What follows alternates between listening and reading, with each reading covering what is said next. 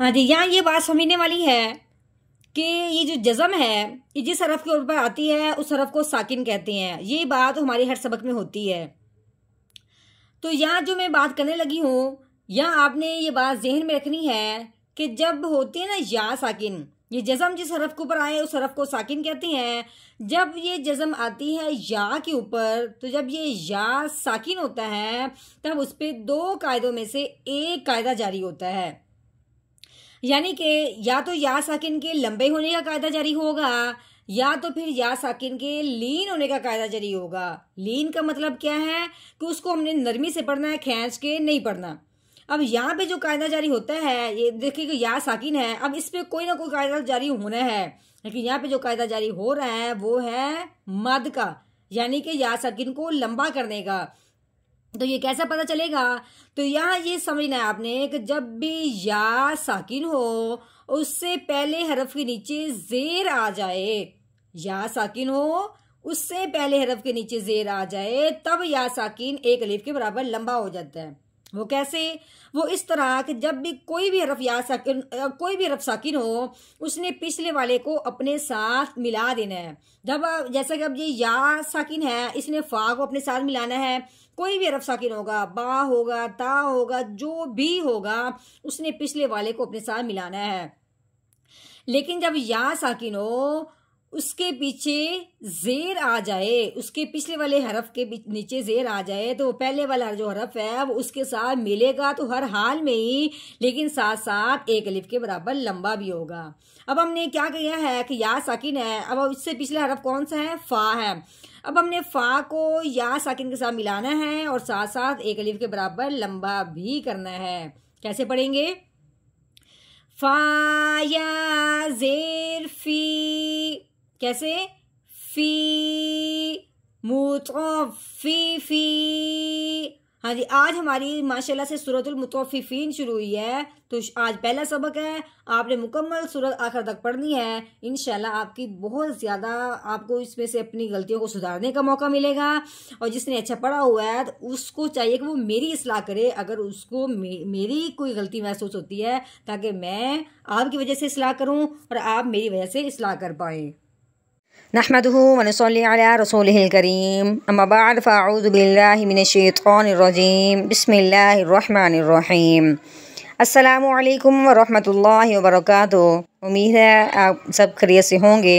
इंशाल्लाह जहाँ होंगे ईमान और सेहत की नेमत से माला माल होंगे। हाँ जी, तो आगाज़ करते हैं हम अपने आज के सबक का दुआओं के साथ। तो चलिए शुरू करते हैं। अल्लाहुम्मा सल्ली अला सय्यिदिना व मौलाना मुहम्मदिन व अला आलि सय्यिदिना व मौलाना मुहम्मदिन व बारिक व सल्लिम। रब्बि इश्रह ली सदरी व यस्सिर ली अमरी वहलुल उक़दतम मिन लिसानी यफ़क़हू क़ौली।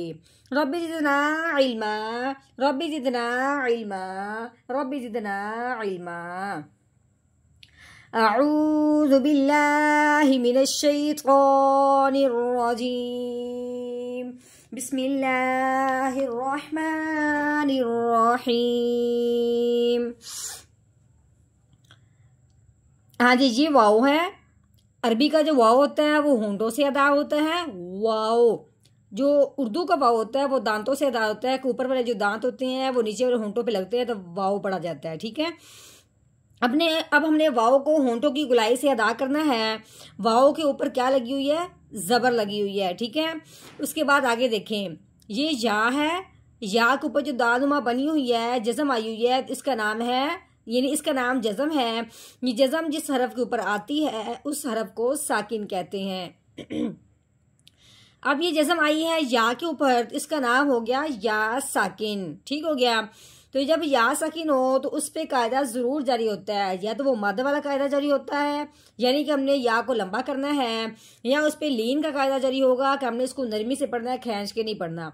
अब यहाँ पे मद का कायदा जारी नहीं होता, यहाँ पे लीन का कायदा जारी होता है, जिसमें ये मतलब है कि हमने या साकिन को नरमी से पढ़ना है, खींच के बिल्कुल नहीं पढ़ना।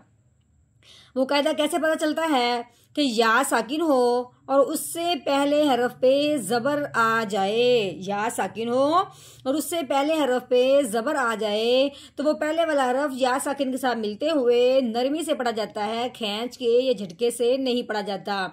तो कैसे पढ़ेंगे? वाओ या ज़बर वाई, कैसे? वाई। हाँ जी, आगे देखें, ये लाम है, लाम के ऊपर दो पेश लगी हुई है। हमने क्या पढ़ा था कि दो ज़बर दो ज़ेर दो पेश को तनवीन कहते हैं। हाँ जी, आगे देखें, तनवीन को पढ़ने से पहले आगे जब देखा है तो लाम के ऊपर 3 दंदों वाली शद लगी हुई है। ठीक हो गया। शद वाला जो भी हरफ होता है वो भी पिछले वाले को अपने साथ मिला लेता है।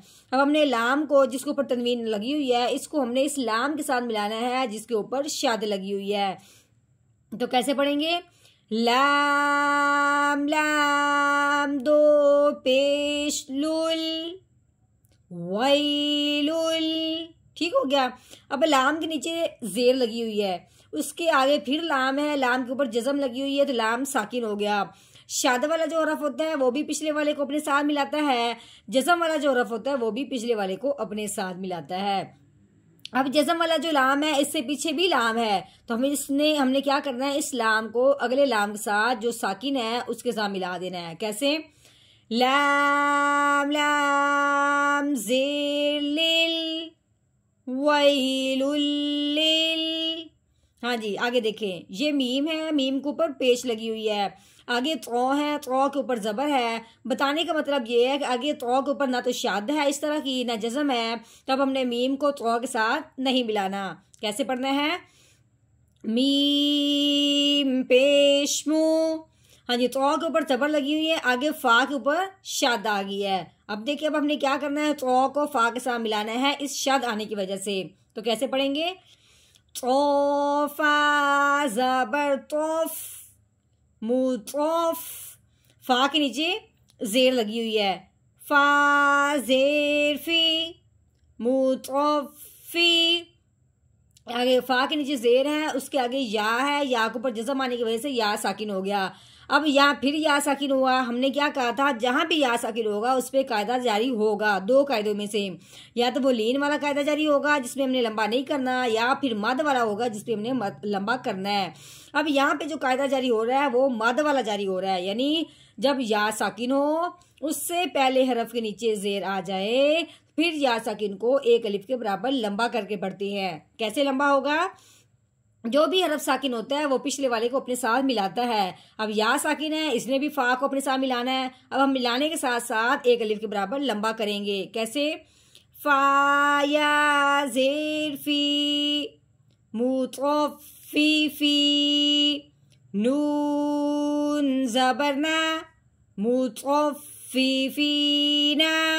हाँ जी, अब आगे जो गोल दायरा है इसको वक़फ़ कहते हैं, यानी कि यहाँ एक आयत मुकम्मल हो चुकी है तो वक़फ़ की सूरत में जो आखिर वाला हरफ होता है ना वक़फ़ के साथ, उसको साकिन कर देते हैं। जिस तरह ये जज़म आने की वजह से हरफ साकिन हो जाता है, इसी तरह अब हमने नून की जो ज़बर है इसको हटा देना है, सिर्फ नून के मखरज की हल्की सी आवाज़ निकालनी है। कैसे? आगे वक़फ़ मुतोफ़िफ़ीन मुतोफ़िफ़ीन। ठीक है। अब हमने मुकम्मल आयत का तोड़ कर लिया, अब हमने करना है मुकम्मल आयत का जोड़, यानी कि इस मुकम्मल आयत को हमने रवानगी के साथ पढ़ना है। तो कैसे? शुरू करते हैं।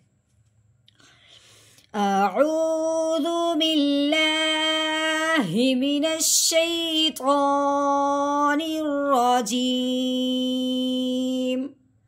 सूरतुल मुतफ़्फ़िफ़ीन मक्किय्यह। बिस्मिल्लाहिर्रहमानिर्रहीम। वैलुल लिलमुतफ़्फ़िफ़ीन वैलुल लिलमुतफ़्फ़िफ़ीन।